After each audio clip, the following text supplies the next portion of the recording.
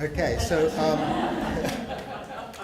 this is, look, there have been 3 fantastic talks. I actually was, as I was coming, oh my God, how am I going to perform with all those 3 talks? But anyway, I'll do my best.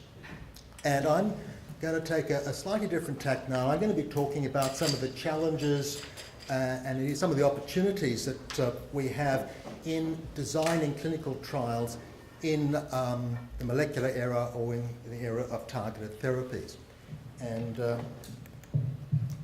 so biology is hardwired, but it's potentially targetable.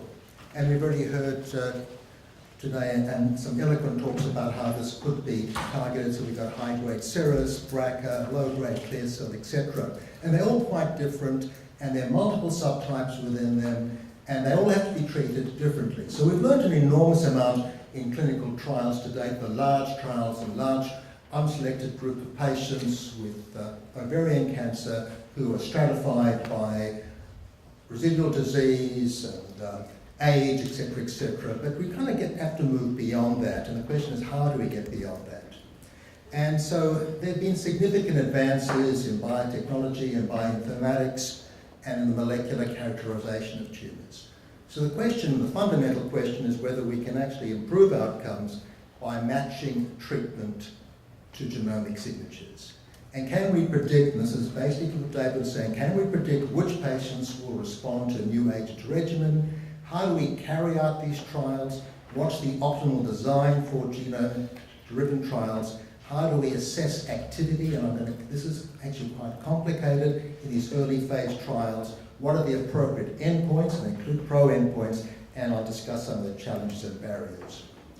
I'm going to just put this up because it helps us kind of put things in perspective as I move along. And this is what the SGO, the Society for Gynecologic Oncology in the US, came up with in terms of clinical trial designs in ovarian cancer in this new molecular era.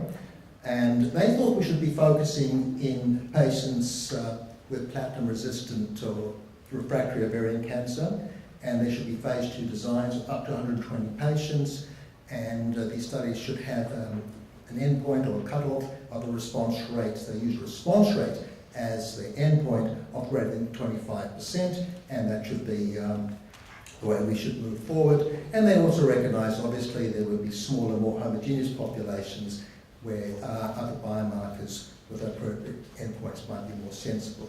And they also recognize, and I couldn't agree more, that it's not simply response rate, it's not simply progression-free survival, but particularly in this population of patients, objective and subjective patient-reported outcomes are particularly important. So what is absolutely clear is that classical phase 1, 2, and 3 designs are not ideal for the evaluation of targeted agents. These require huge resources and very large populations, and it just takes too long. I mean, this is 7.6 years on average to get these trials through into approval. And when you consider the large number of molecular agents out there, it's just not feasible to kind of go down that track. And the main goal of targeted trials is to identify large, meaningful differences in small groups of patients. I've called this best and less. After the shock. I have nothing, no conflict of interest there. I sold my shares yesterday in best and less. I'm not doing too well. But to try and enrich populations by using predictive biomarkers.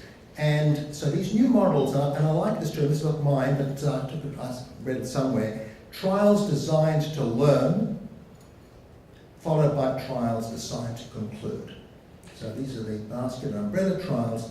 You find out what you think is going on, and then you try and actually conclude by doing larger, more definitive studies. So there are 2 enrichment strategies that can be used. One is the so-called basket trial, and the other is the umbrella trial, and they're quite different.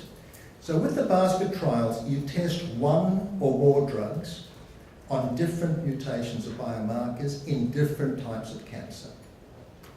So there's essentially parallel phase 2 trials based on a common denominator, for example, a BRAF mutation, and these are histology independent but aberration specific.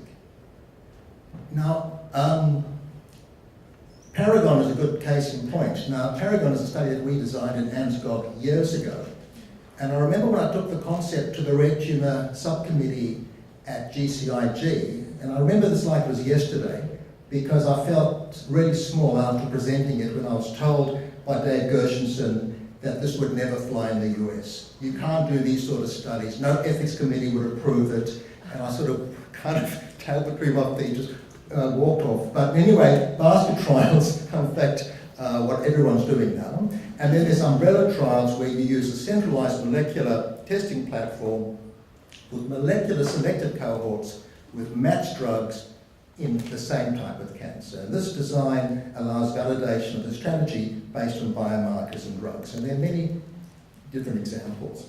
So with basket trials, okay, one drug, one target, several tumor types, the example Paragon, which I'll show you in another slide in a few moments, or one drug, several molecular targets, several tumor types. The example crizotinib can be used in patient subsets who've got an ALK mutation, MET, RON, or ROS1. And there's been a French national study looking at this, 250 centres, for each cohort a two-stage design with stopping rules that have been determined a priori according to the expected response rate. But in order to do these sort of studies, you can imagine the infrastructure that you need.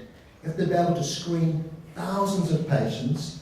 You've got to be able to do this in real time, and you've got to be able to recruit patients rapidly. This is an enormous effort. This requires a national approach.